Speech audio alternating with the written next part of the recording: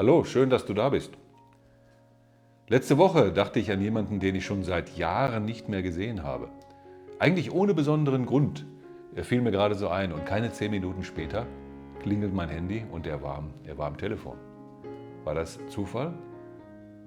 Oder hast du es schon mal erlebt, dass du an ein Lied denkst, das Lied geht dir gerade im Kopf herum und ein paar Sekunden später spielt es im Radio?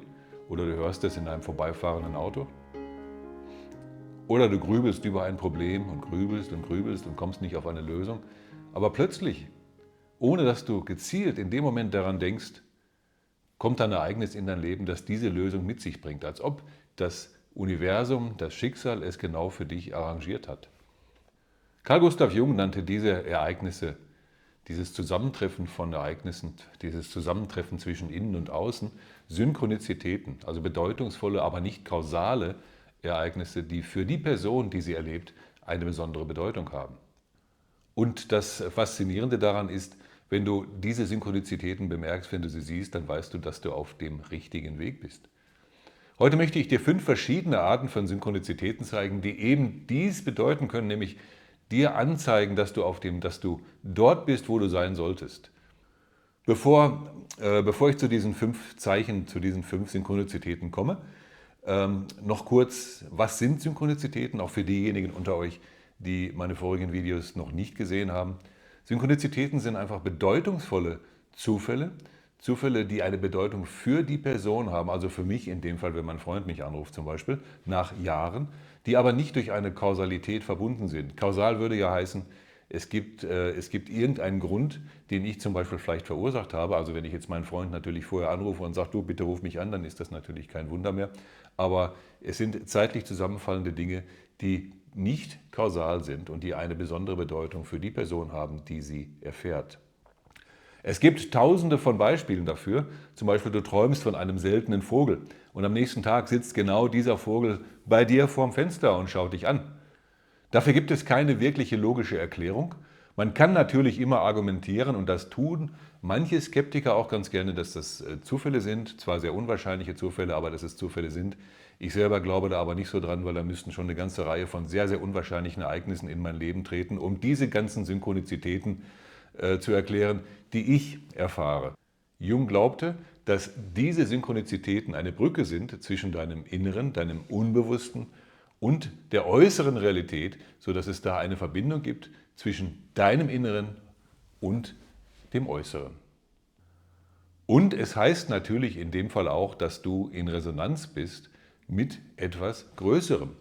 Je mehr du auf deinem authentischen Weg bist, dem Weg, den du wirklich einschlagen möchtest in deinem tiefsten Inneren, und je mehr du dich selbst verwirklichst, je mehr du auf diese Dinge, auf die äußeren Dinge achtest, je mehr du Achtsamkeit praktizierst, umso häufiger treten diese Synchronizitäten in dein Leben. Es ist so, als ob sie dir zuflüstern würden, du bist auf dem richtigen Weg, mach weiter. So, kommen wir zu den 5 verschiedenen Arten von Synchronizitäten, die dir begegnen können und die dir mit Sicherheit auch schon begegnet sind. Die erste ist wiederkehrende Zahlen und Symbole. Zahlen sind ja letztlich auch Symbole. Das kann die berühmte 11:11 Uhr sein, die wir alle eigentlich schon sehr, sehr häufig sehen. Zumindest in meinem Bekanntenkreis kommt dieses Phänomen sehr, sehr häufig vor. Ich sehe sie auch relativ häufig, obwohl sie eigentlich ja nur einmal am Tag auftritt, zumal wenn ich eine Digitaluhr besitze. Dann aber auch andere Symbole, zum Beispiel wie Federn, die ich plötzlich verstärkt irgendwo rumliegen sehe, oder auch Schmetterlinge, spezielle Dinge, die für mich eine symbolische Bedeutung haben. Die Wissenschaft würde sagen, das ist einfach nur der Baader-Meinhof-Effekt, eine sogenannte Frequenzillusion. Das heißt, wenn etwas plötzlich in mein Leben tritt und wenn ich darauf achte, dann sehe ich davon immer mehr und mehr. Und das ist dann zum Beispiel, da ist dann dieses sogenannte RAS, dieses Reticular Activating System mit involviert. Und ich sehe davon aus der Fülle der Muster, die mir in meinem Leben begegnen, eben mehr von diesen Dingen. Das mag eine valide Erklärung sein, ist aber meiner Meinung nach nicht alles, was dahinter steckt. Da komme ich dann später nochmal darauf zurück. Ich denke also, dass es sich darum nicht nur um eine kognitive Verzerrung handelt, sondern spirituell gesehen ist es deutlich mehr. Es sind Zeichen, es sind Symbole, es sind Nachrichten, die mir das Universum, mein Unbewusstes, sendet, um eben mit mir zu kommunizieren und gegebenenfalls um mir auf meinem Weg zu helfen. Welche Bedeutung haben denn diese Zahlen? Die Zahlen sehen wir ja alle sehr, sehr häufig und in der Numerologie haben diese Zahlen alle eine spezifische Bedeutung. Die 111 zum Beispiel steht für Manifestation, neue Anfänge. Die 222 steht numerologisch für Vertrauen, Balance und dafür, dass du auf dem richtigen Weg bist. Die 333 steht für Unterstützung und dass die geistige Welt bei dir ist. Die 444 steht für Fundament, für Stabilität und dafür, dass du sicher bist. Die 555 steht für Veränderung steht bevor, mach dich bereit, öffne dich. Aber, um es ganz deutlich zu sagen, diese spezifische Bedeutung ist oftmals nicht so wichtig, weil diese Zahlen, ich hatte es schon in einem vorigen Video erwähnt, über die Synchronizitäten, haben oftmals für dich eine persönliche Bedeutung und auch bedeutungsvoller als diese Erklärungen, die ich jetzt gerade abgegeben habe, die numerologischen Erklärungen. Man soll sie nicht außer Acht lassen natürlich, aber es ist eben nur ein Aspekt des Ganzen. Aber wichtiger ist noch, dass du diese Zahlen wahrnimmst und dass du merkst, dass diese Synchronizitäten in dein Leben treten und dass du auch merkst, dass du auf deinem Weg nicht allein bist. Und ein praktischer Tipp ist hier, wenn du wiederkehrende Zahlen siehst, schreibe sie auf, welche Zahl war es und schreibe auf, was du gerade in dem Moment gedacht hast. Und schreib das in ein Synchronizitätenjournal und im Laufe der Zeit, wenn du dann einige Tage, einige Wochen später dieses Journal zur Hand nimmst und schaust, was dir alles widerfahren ist an Synchronizitäten oder auch an Zahlen, wirst du Muster erkennen und Muster feststellen, die dir dann auf deinem weiteren Weg auch Hinweise geben können. Das zweite Zeichen ist, wenn die richtige Person zum Beispiel, die richtige Person, das richtige Buch, aber auch das richtige Video, das richtige YouTube-Video in dein Leben tritt und du merkst, das habe ich gerade gebraucht. Das ist jetzt die Lösung für etwas, das mich gerade beschäftigt hat. Zum Beispiel stellst du dir eine Frage und am nächsten Tag empfiehlt dir jemand genau das Buch, in dem du beim Durchblättern nur, du liest es gar nicht von vorne bis hinten, nur beim Durchblättern plötzlich die richtige Antwort findest oder die Antwort, die für dich relevant ist. Oder du scrollst ein wenig lustlos halt über YouTube oder ein anderes Social Media und findest plötzlich und stößt auf ein Video, das dir vielleicht gar nicht vorher so aufgefallen ist, aber du spielst es an und in den ersten 10 Minuten merkst du, da ist tatsächlich was drin, was für mich relevant ist und was ich brauchen kann. Oder du fühlst dich festgefahren und plötzlich taucht jemand auf, ein Mentor, der dir genau die richtigen Tipps gibt. Sind das alles statistische Wahrscheinlichkeiten? Kann ich das statistisch berechnen und sagen, okay, die Chance, das zu erleben, ist 1 zu 10 hoch minus 5? Nein, ich persönlich denke nicht. Das ist natürlich letzten Endes eine Glaubensfrage. Ich kann natürlich die Realität nur schwer statistisch erfassen. Ich kann es tun. Ich habe das auch mal gemacht mit einigen Events, die mir und auch in meinem Bekanntenkreis passiert sind und habe mit ChatGPT mal berechnet, wie hoch diese Wahrscheinlichkeiten sind. Und da kommen recht kleine Zahlen bei raus. Also ich persönlich glaube nicht daran, dass das einfach statistische Wahrscheinlichkeiten sind. Aber letztlich muss es auch jeder für sich selbst entscheiden. Und dazu kommt ja eben auch bei diesen Synchronizitäten meist das Gefühl der Bedeutung. Dass diese Synchronizität für mich eine Bedeutung hat und eben speziell für meine Situation letzten Endes maßgeschneidert ist. Moderne Manifestationslehrer sprechen dann von einer Anziehungskraft, das heißt, du ziehst genau das an, was der Schwingung entspricht, die du gerade ausstrahlst. Das kann man metaphorisch sehen, das kann man auch eher physikalisch sehen, spielt in dem Zusammenhang keine Rolle. Wichtig ist, dass du dich mit den Dingen, die du haben möchtest und mit den Dingen, die in dein Leben kommen sollen, letztlich auf einer Wellenlänge, auf einer Schwingung befindest und dich eben auf diese Dinge einstimmst. Aber unabhängig davon, welche Erklärung dir hier am liebsten ist, wenn die richtigen Dinge zur rechten Zeit erscheinen, bist du im Flow. Du bist ausgerichtet auf das, was du haben möchtest. Ich erinnere mich an einen persönlichen Event zum Beispiel. Ich hatte da auch ein Problem, mit dem da habe ich ein bisschen gegrübelt, ich habe darüber nachgedacht, ich habe versucht, das zu lösen. Und die Lösung kam mir nicht so recht in den Sinn. Ich bin dann mal rausgegangen, habe mich in den Kaffee gesetzt, um so ein bisschen auszuspannen und mal was anderes zu sehen. Und am Nebentisch saßen 2 Personen, die sich unterhalten haben. Recht laut, das heißt, ich musste weder lauschen noch sonst was, ich habe das alles mitbekommen.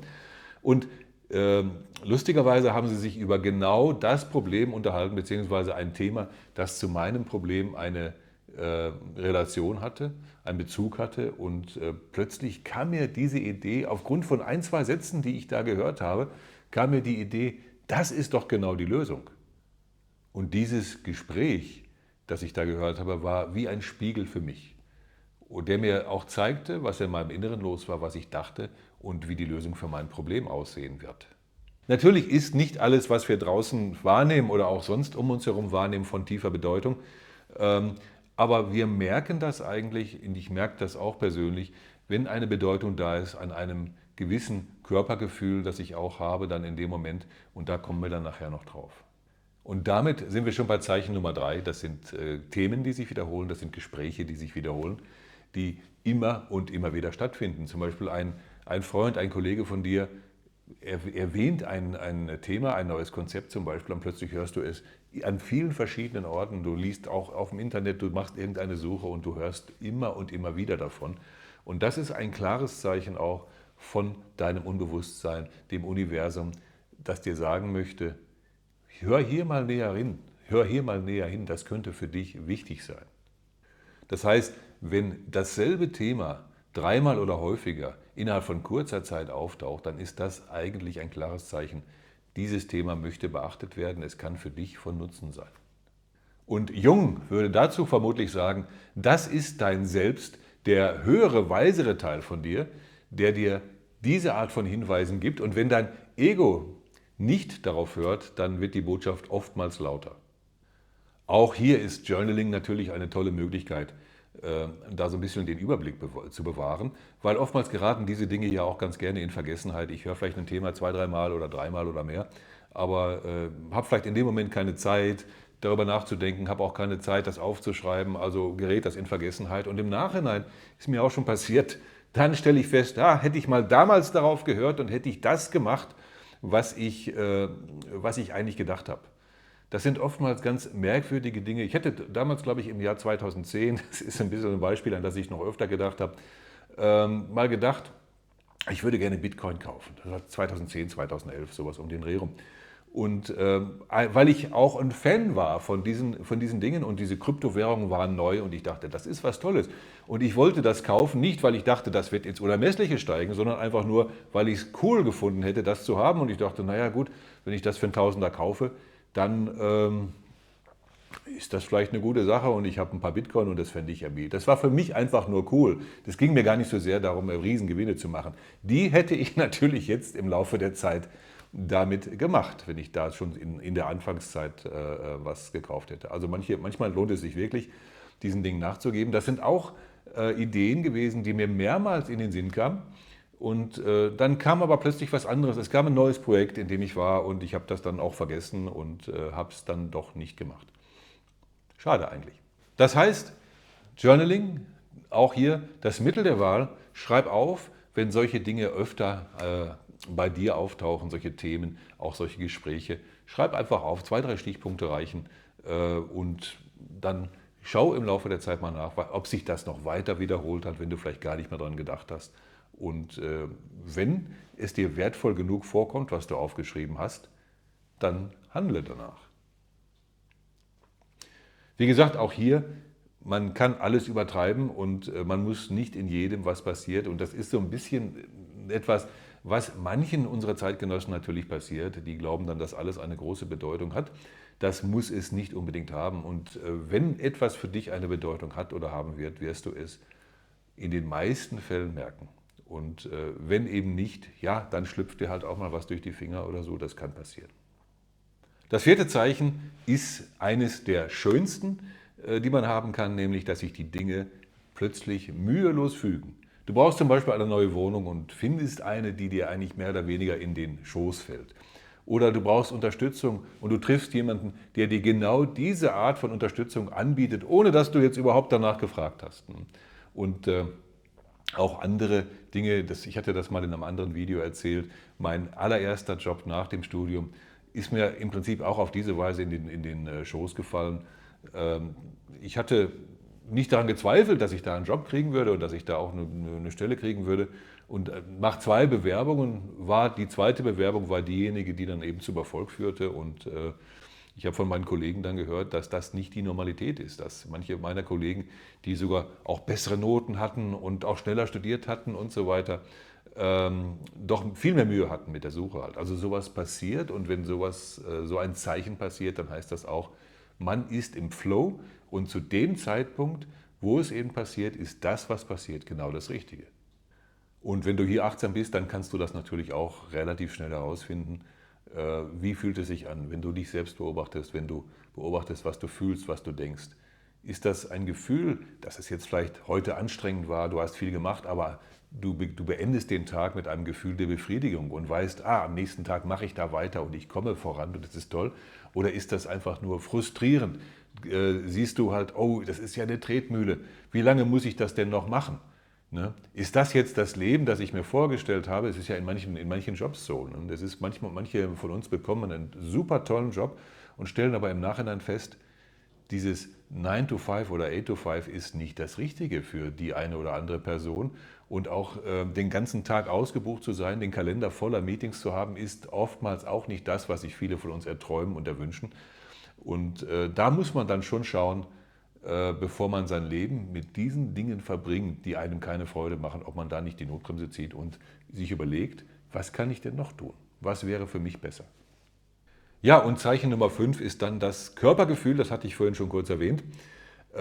Zum Teil ein recht subtiles Zeichen, aber der Körper ist ein recht guter Indikator für richtig und falsch und ob du ob du im Flow bist, ob du auf der richtigen Spur bist. Und dieses Körpergefühl ist natürlich kein logischer Gedanke, kein Argument, sondern es ist ein Gefühl, das aus dem Körper kommt. Manche beschreiben das als zum Beispiel als Wärme in der Brust zum Beispiel. Manche beschreiben es als würde der Körper zu einem leise Ja sagen. Und letztlich ist dein Körper natürlich auch ein tolles Navigationssystem. Das ist nicht nur einfach dein Körper, der dich am Leben hält, sondern auch ein Navigationssystem, das dir die Richtung zeigen kann. Und Jung hat eben auch dieses Körpergefühl auch erkannt und hat sich damit beschäftigt. Und Jung hat natürlich klar erkannt, dass das Unbewusste nicht nur zu uns durch Träume, durch Symbolik, durch diese Dinge zu uns spricht, sondern eben auch durch den Körper. So, das waren jetzt 5 Zeichen, die dir das Universum, dein Unbewusstes, schicken kann und auch schicken wird. Die Frage ist dann, wie werden wir achtsamer dafür? Eins ganz wichtig, hatte ich schon mehrmals erwähnt, ist eben das Journaling. Wenn es möglich ist, aufschreiben, was da passiert, seien es Zahlen, seien es Gespräche, aufschreiben, was wichtig ist, wenn Gespräche zum Beispiel mehrmals kommen, Themen mehrmals kommen und so weiter. Ganz wichtig, aufschreiben und im Nachhinein nochmal anschauen. Auch eine gute Methode, dass du ganz bewusst Fragen stellst. Fragen stellst, die du gelöst haben möchtest, ganz klar, was du wissen möchtest und dann diese Frage loslassen, nicht mehr daran denken, nicht mehr grübeln und dann kann es sein, dass die Antwort automatisch zu dir kommt. Ein dritter Punkt hierbei ist, dass du dein ganzes Leben etwas verlangsamst, wenn es möglich ist, also Phasen der Ruhe einbaust. Das heißt nicht, dass du jetzt alles in Tränen machen sollst oder so, aber halt eben Phasen der Ruhe einbaust, wo du zur Ruhe kommst und wo du dich verlangsamst. Denn in diesen Phasen, wenn du mal einen Spaziergang machst, wenn du mal vielleicht schwimmen gehst oder Dinge tust, die dir Spaß machen, in diesen Phasen kommen oftmals eben auch diese Synchronizitäten zu dir und damit natürlich auch die Erkenntnisse. Und vertraue dem Prozess. Je mehr du diese Synchronizitäten beobachtest und siehst, umso mehr werden sie erscheinen und es ist so ein bisschen wie ein Tanz. Du öffnest dich, das Leben antwortet. Und du antwortest und das Leben öffnet sich. Das ist etwas, was sich dann verstärkt, dieser Effekt. Teile deine Erfahrungen, sprich über Synchronizitäten und über diese Dinge, nicht um zu prahlen, sondern einfach um diese Dinge auch am Leben zu halten. Dass du weiterhin dabei bleibst und weiterhin auf diese Zeichen hörst und diese Zeichen wahrnimmst. Carl Gustav Jung sagte einmal, Synchronizität ist ein Akt der Schöpfung in der Zeit. Das heißt, in dem Moment, wo du dich mit Synchronizität verbindest, mit diesen Synchronizitäten verbindest, sie beachtest, über sie nachdenkst, schöpfst du Bedeutung. Und in dem Moment, wo du das erkennst du auch, du verbindest dich mit dem größeren Ganzen und du bist nicht allein, du wirst geführt, wenn du es denn möchtest. Und in diesem Sinne sind natürlich diese 5 Zeichen, die wir heute besprochen haben, deine Wegweiser. Vielen Dank, dass du dir die Zeit genommen hast, dieses Video anzuschauen. Wenn du möchtest, schreib in die Kommentare, was du diese Woche an Synchronizitäten erlebt hast. Würde mich wirklich sehr interessieren. Und dann bis zum nächsten Video. Ich wünsche dir eine gute Zeit mit Achtsamkeit und mit den Synchronizitäten und natürlich mit dem Erkenntnisgewinn, die dir diese Synchronizitäten liefern werden. Tschüss, bis zum nächsten Mal.